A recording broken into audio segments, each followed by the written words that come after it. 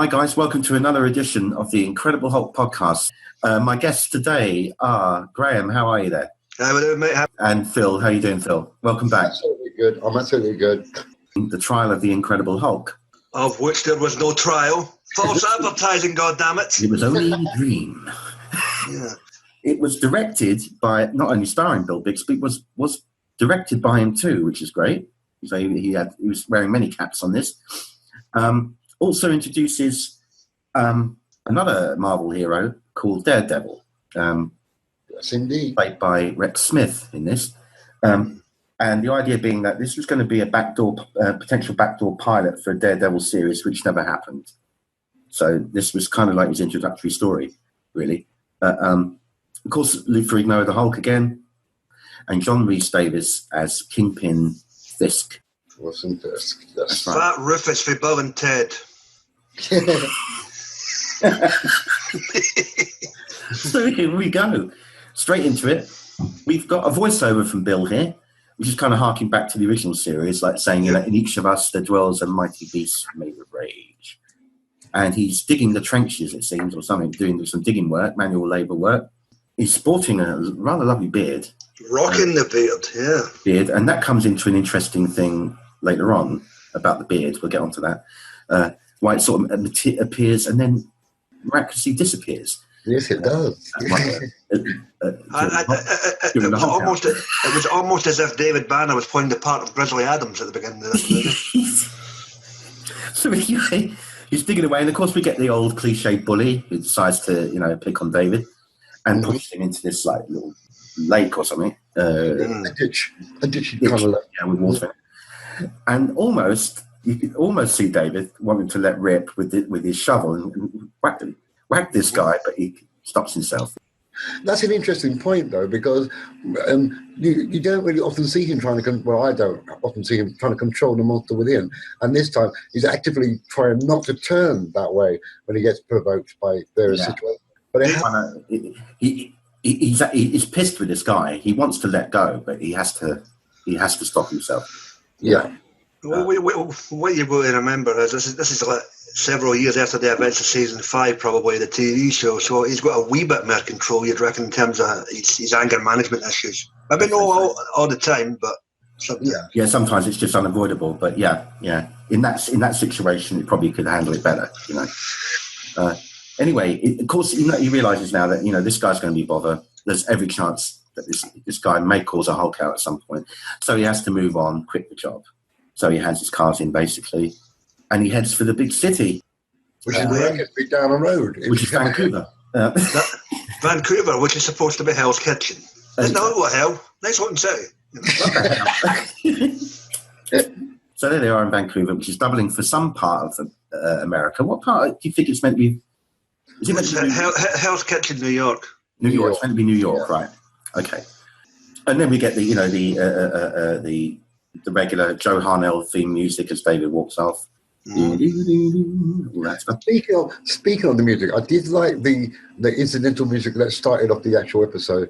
It was kind of tinkly and nice and soothing, and then we go into the story itself. It was kind of tinkly. More synth music this time around. Yeah. Lance Rubin is the guy that did the music for this. Anyway, that's when you get to meet blind attorney Matt Murdock, played by Rex Smith. Simultaneously, they seem to be missing one another. Have you noticed the shots that you get, like, you got one way, I got the other, and David's walking by in the other direction? There's a couple of things that happen like that they're in the same kind of world, you know. At the moment, their paths haven't crossed. It's quite nicely done. So anyway, David checks in to the grubby side of town, you know, the rundown side of town. Skid Row, yeah. And you see the Daredevil motifs written up. People look at it. You see it a couple of times, like, you know, spray painting Daredevil on walls and things like that. So there you go. He's known. We get to meet Murdoch's team. You know, team of assistant lawyers, I guess, or you know, one of them played by Nancy Everard. who plays Krista, I think her name is in this. And another guy as well, whose name escapes me. The guy who's the former army fella who keeps saying, yes, ma'am, no, ma'am, yes, sir. Yes, that's right, yeah. He was quite funny. I liked him. He keeps slipping up saying, about like jokes about his sight. And this is in no way a racial stereotype, but he was the Billy D. Williams of the group. Right. Foot in mouth. He keeps doing foot in mouth jokes, doesn't he? Digging himself a bigger ditch. Yeah. But we get to see them, and we also get to see this kind of romantic chemistry between Krista and Matt as well. There's kind of little, you can see there's something definitely there. That's the whole, probably, if you go by today's adaptation, that's the whole Karen Page thing, but that's just... Yeah. And this heist, this jewelry heist, is actually very I enjoyed that. The way they did that, that was very well done. It was really clever. You know what? See when I first seen it, I'm going, what a cleverly integrated, activated, executed plan. Then towards the end of the movie, when I seen what he actually done with the diamonds, and they just putting them in glasses, I'm going, you went to all that trouble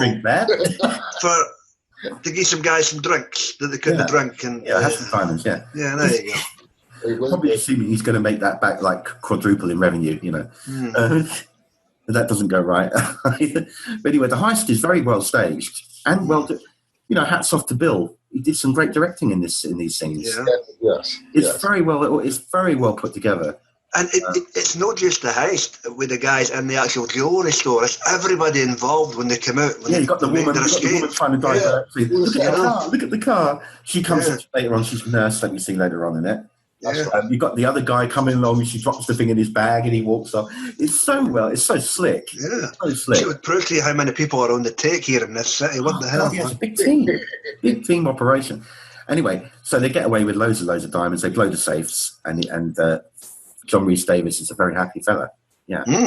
Yes. He's relishing it. Yeah.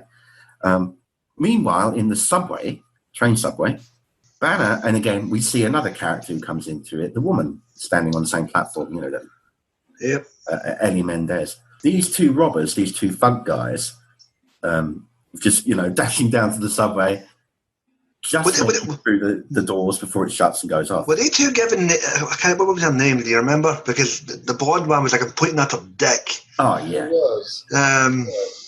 Did you know, just anyone, you guys will may not know this, but you'll be interested. The guy that plays the one with the blonde is in Doctor Who, the TV movie, McGann. Oh. The guy that's operating with Grace.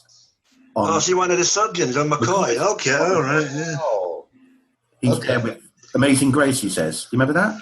Yeah, that's the guy. That's the same guy. There's a little throwback for any Doctor Who fans here. And the scenes that they visited upon the woman, I thought it was kind of harsh for kids to watch at that time of day. You know what? It's pretty sleazy. It's sleazy stuff. To be fair, what year was this movie again? Was it 89? 89. Nah, that might have been all right. If had that been the early 80s, I would have agreed with you, but it depends when they showed it as well, But it would have been like a PG film back then. Yeah. I suppose so. Yeah. Maybe, I don't know what the rating, PG I'd say. Anyway, Banner's trying to control himself. He doesn't want to intervene. He's thinking, oh, no, please. Then she wants him to sit next to her, like, pretend we're together. No.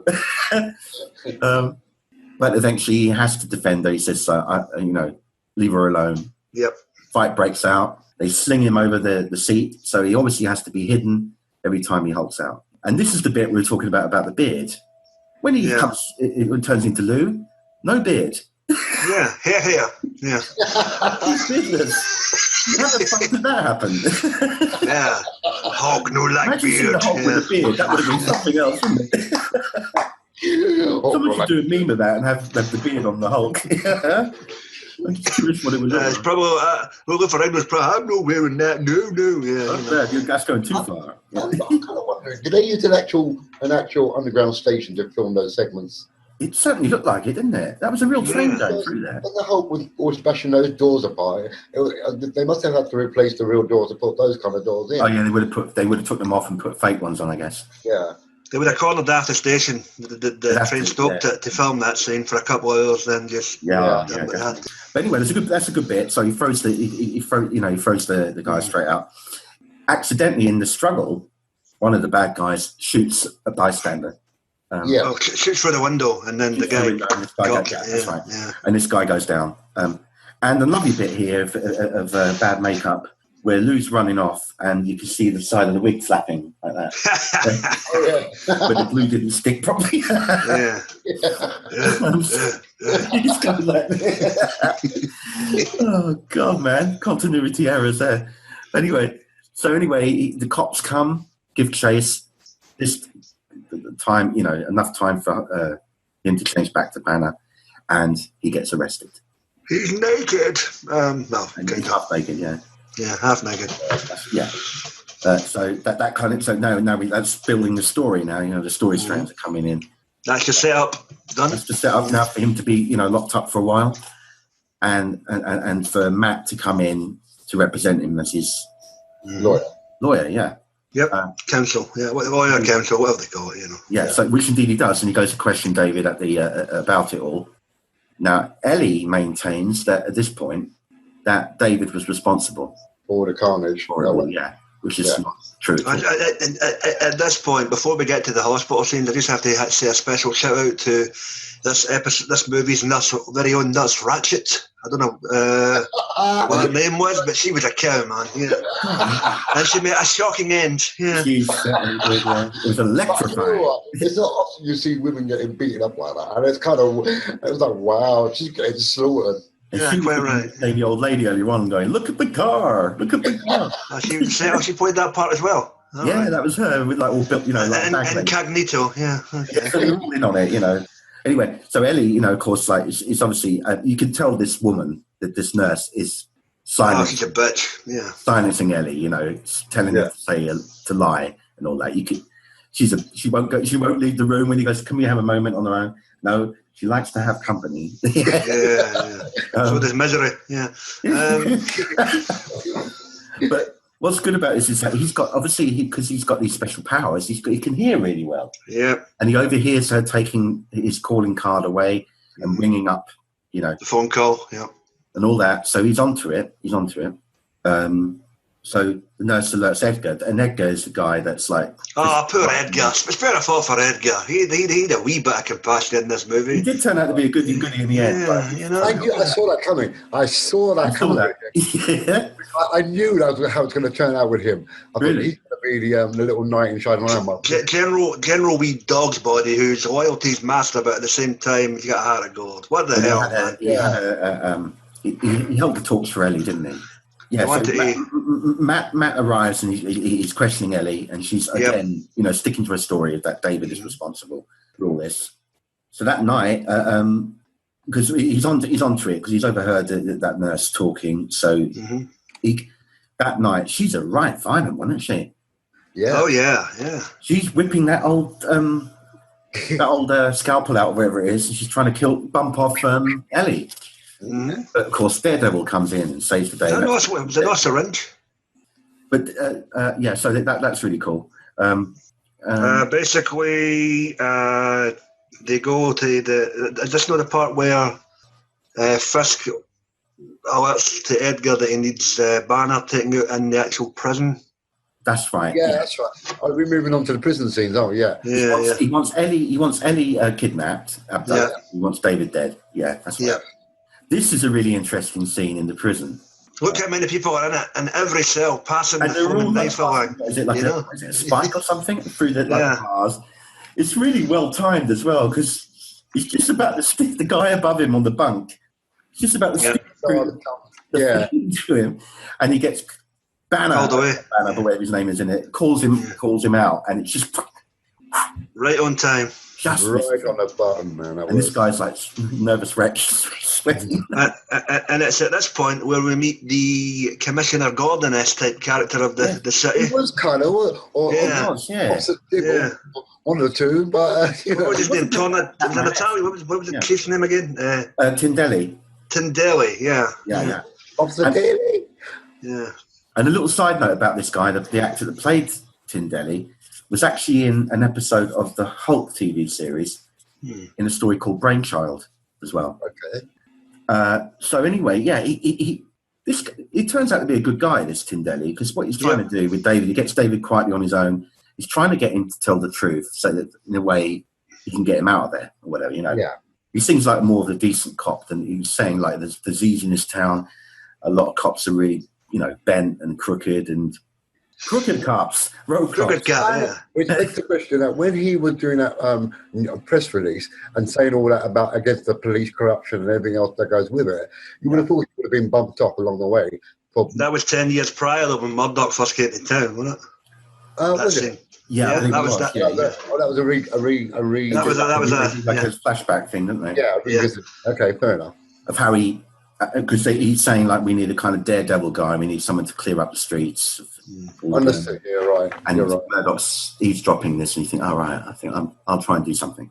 Shout out to the Turk, because the guy in the Turk, yeah, he was going to buy everybody a drink, then he could talk to bugger off basically. And the old man. Yeah. I've been the sweetheart lately. I'm a good guy. Yeah. Can you show me some of those moves? Yeah. Be a good boy. Read a book. Yeah. Nose clean. Yeah. So anyway, yeah. So, but David's sticking to his story. So it's all in my report. Mm-hmm. And Delhi goes off. But then something has changed. Ellie has a change of heart. Calls Murdoch, telling him that David is not, is innocent, and asks Murdoch to come quickly to see her. But of course, the guys get there and take Edgar's goons pick her up. Yeah. So now that's how she comes into being kidnapped and held by Fisk and his gang to Fisk Towers. Yeah. Fisk Tower. Yeah. And protesting to Fisk, saying, "How dare you abduct me from my life?" and blah blah blah blah. Yeah. David tells Murdoch and Krista that he can't stand trial. This is when we're getting onto that sequence that we were talking about. I cannot take the stand. I cannot be responsible. You must answer the question, and all this. Mm-hmm. And just while we're on, you know what I loved about the dream sequence? It wasn't even Stan Lee sitting in the juror box. Stan Lee was there. Yeah. It was when. But it was when with Ferrigno, obviously, as the Hulk tosses the guy out of the judge's desk, and the judge just goes, "Woo!" Looks there, and the guy's going, and he's sitting there just like, "Whoa!" Yeah. Look at that! I couldn't believe a man could fly. Yeah, this isn't an episode of Dumbo, kids. No. Yeah. So that's a good sequence. So the Hulk is a little bit more violent than usual. He's not around in this sequence. We've seen a potential dark side of him there. That he's throttling that guy. The lawyer. Yeah. Yeah. You think, wow, what would happen if he actually went through with that? But of course, it cuts back to the fact that didn't happen. It was all in David's dream. And he hulks out anyway. Yeah. But he hulks out for real anyway. So it's like 2 Hulk outs we get in 5 minutes, which is unheard of. But, so he breaks out. The guy in the cell is just like, what? This is my chance to escape now too. Yay! Go, go, go, go. Yeah. So the whole place goes bonkers. What I'm really surprised is they didn't do a cuckoo nest moment here, and everyone buggered off. Yeah. I thought you were going to say everybody got a lobotomy. He broke out. They could have escaped. They're still there. Oh, that's right, because Tindelli came back and went, we've done a head count, and only David was missing, and you're like, are you what, thick? Run! Yeah, Yeah, why didn't they just make a dash for it? He broke up a bloody great hole in the wall. They could have got out, freedom! But no, it didn't happen. But anyway, murder... That's it. Yeah, carry on. Go on, guys. This is the point where Matt phones up the Billy D. Williams of this story. Yeah. And he's trying to ascertain where David's living quarters are in the city. That's and he uses the ruler. That's a very good thing they did there. With the light. Yeah, they got that very well. I thought, I haven't seen that done before. That's cool. Because he couldn't see. Yeah, he was going by the light reflecting and all this trajectory of the light of the building. And very clever. Yeah, it was clever stuff. Yeah. So he narrows it down and finds out, give me the mean streets, the bad side there. And finally finds David. And David is now beardless. Yes, beard. Beardless no more. Yeah. That's it. He's had enough. Yeah, being the hairy Hulk. Well, he wasn't hairy Hulk, the hairless Hulk. Yes. Grizzly Adams has left the building. But what's a lovely little moment here is, Daredevil comes in, confronts him, and he says, "How can I trust you? By giving you my face." And then he reveals who he is, and it's like, That was cool. And they realised they both got a lot more in common than they initially thought, because both the things that happened to them were through radiation or radioactive stuff. So they form a bond, an understanding, which is really good. And that's a clever little tie, though, to those two characters when you think about it as a whole, because they both have connections to radiation accidents. Yeah, exactly. Yeah. And due to radioactive material or radiation, causes them to get all these extra. So we get to hear all that, the backstory of it and everything, which is really good. And that's what, as you were saying earlier on, that's when we get the little Batman type things, because he's got a hotline phone, like the Bat phone. Yeah, that's it. In Delhi to call him, Whenever there's problems or something, you can ring him up on this line, Well, we've got a problem. We'll get to your Bat phone or to your blind phone, whichever way where you want to put it. That's a good little thing. That was a good little touch. And I liked it. I also like the part how when Daredevil takes David back to his abode, and he's giving him David's trying to get him to reveal about the portrait thing where it has the award, and he won't. Oh yeah. And I thought to myself, why are you holding that back? I mean, yes, your dad was a boxer, and he got involved in the underworld of things, and it was kind of nice that he was feeling a bit touchy about the award paper. And then David saying that you're going to fight back, he's looking at your eyes, kicking him out, saying, "No, you're blind for life, really. I can't help you on that score." But we can combine ourselves together to defeat these bad guys. Yeah. Which Daredevil is reluctant to do so. It's interesting that. Exactly. The senses are heightened, like his hearing and. With the montage where he's training in the gym when the working horse and during the Rocky. It's kind of a Rocky moment, Except there's no Drago at the end. It's Wilson. So he asked for David to help him bring down Fisk and rescue Ellie. And initially, Banner doesn't want to obviously get too involved. But he'll do all he can before he leaves. He'll try and help. He receives a call from the Bat phone from Tim Delhi, and we realise that she's been taken to this place called the Web, which is an old television studio. So he puts two and two together and works that one out. So he leaves to get Ellie and tells David to stay. David receives a call from Tim Delhi, but it's too late to pick it up, and then he thinks, "Oh man, I better go and try and help." We should say at this point the main goal of Fisk is to video this movie of him taking down Daredevil, so he can prove to the other mafia bosses in other various cities that he should be the head of the network. Yeah. He should be the Kingpin. That's right. Yeah, the Kingpin. Yeah. Because that's what the character's supposed to be based on, Kingpin, wasn't it? Yeah. Well, Fisk is the Kingpin. Yeah.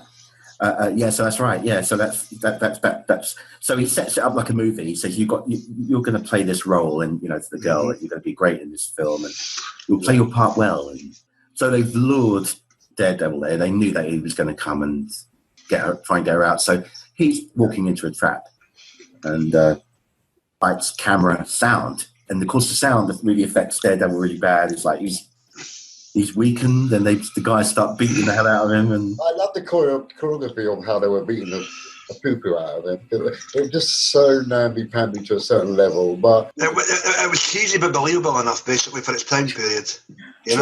True.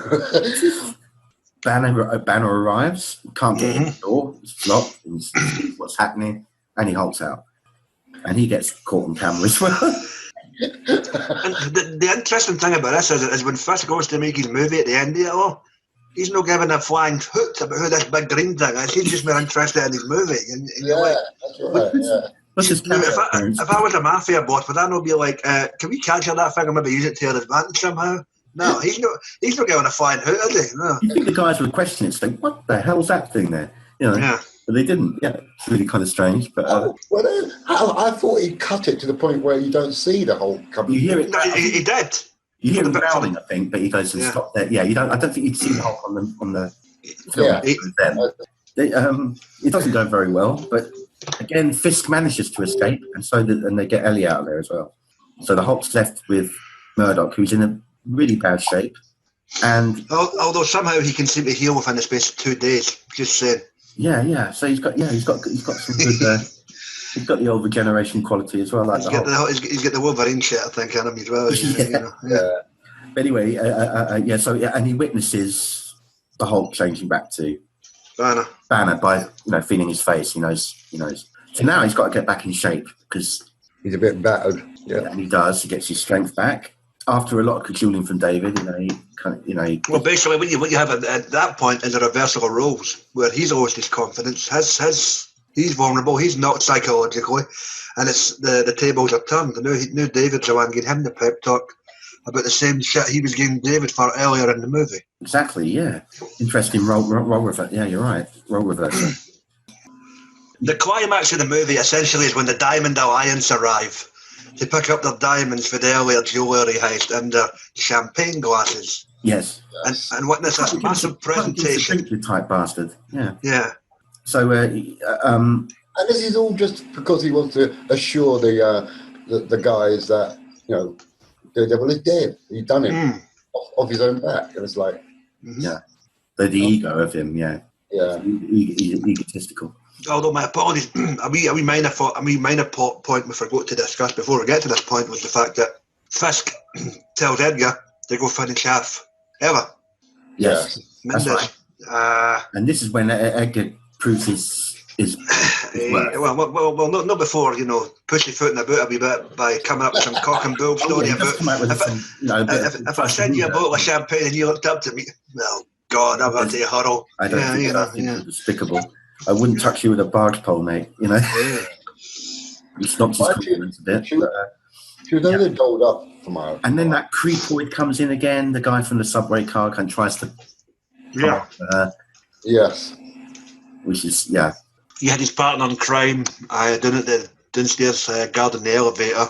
He gets hijacked. Yes. But they've got to go up the stairs and basically use his thumbprint to get in. That's right. He uses him, jams in between the elevator door. And walks over him. I thought it was great. Yeah, so he takes out a few of the bad ones, bad eggs. So he goes off and does his bit. He's trying to get to Fisk. David's trying to get to Ellie. So there's two little things going on. David does a bit of the old heroics and gets helped by Edgar. Gets the bad guy in an arm lock, and Edgar knocks him out with a plant pot. There you go. With a vase or a vase, as they say. Vase, a vase, yes, yeah. Yeah. So that's all rather groovy. So and Edgar does his last good shout of goodwill and guides them as to how they can get out of the building. And ironically, once they get that side door, Ella Mendes isn't seen again in this movie. What happened to her? That's the end of her friend. What she did? Did she get him all right? Did David Banner pay for her cab fare home? We'll never know. So anyway, so that's the end of Ellie Mendes. I'm sure she's all right. I'd like to think so after all that. What the hell, man? She went off into the sunset. So Fisk, it's like, he's giving it the big and he's glorifying and all this. He thinks that's it. Daredevil's been taken down. Everything's groovy.